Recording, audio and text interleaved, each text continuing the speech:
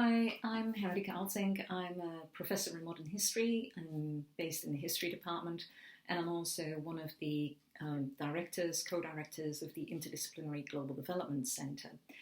I started in York in 2004 as a lecturer, and then got promoted to senior lecturer in 2008, and promoted to reader in 2015, and then finally I was promoted to professor in 2018.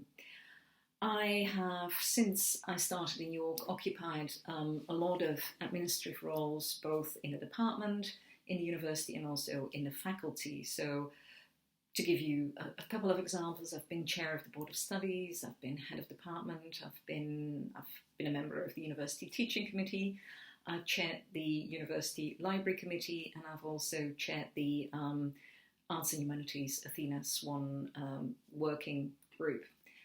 I've been asked to tell you a bit about what I see as common barriers that prevent women from applying for promotion. And I think the key one, and probably the most common one, is that we as women often feel that we need to tick every single box.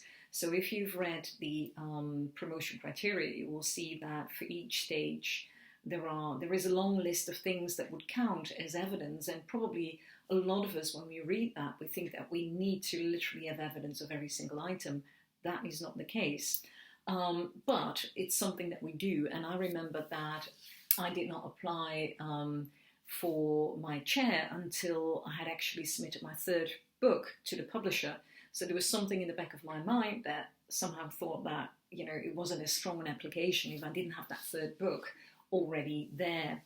And I have seen, colleagues, for example, female colleagues who would not submit for senior lecturer if they have not yet supervised the PhD student through to completion.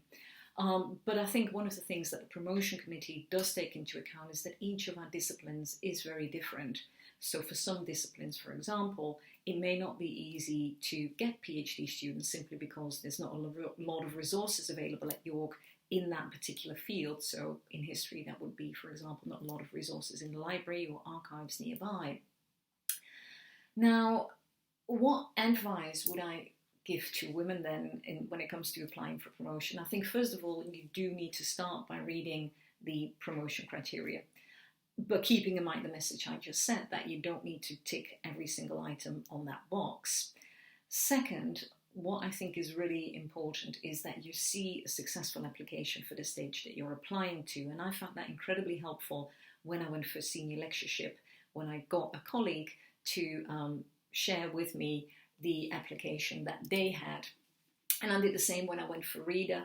And then when I went for chair, I actually got, and that's another good tip, I think I got a colleague, a friend from another university who had successfully applied to that stage to critically look at my application, because I think it's really helpful for somebody who has already been promoted to that stage to look at your application and to think whether there are parts of your application where perhaps you could provide more evidence, or where you could spell out more clearly how you have met that particular criteria.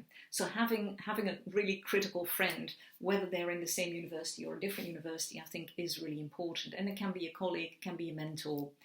And then I think finally, and perhaps most importantly, is that promotion is not just the application. It's not just a thing that you fill in, this very lengthy CV you've got to complete, but it is actually a process that you have to start thinking about a long time earlier.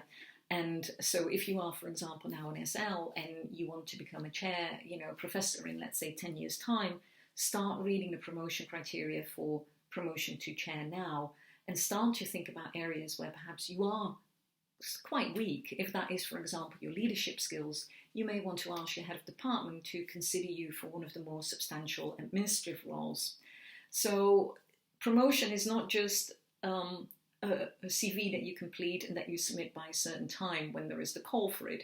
It's something that you need to start to think about much earlier.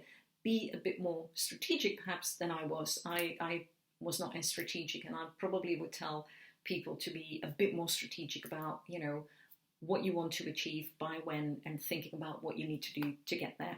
So good luck, everyone.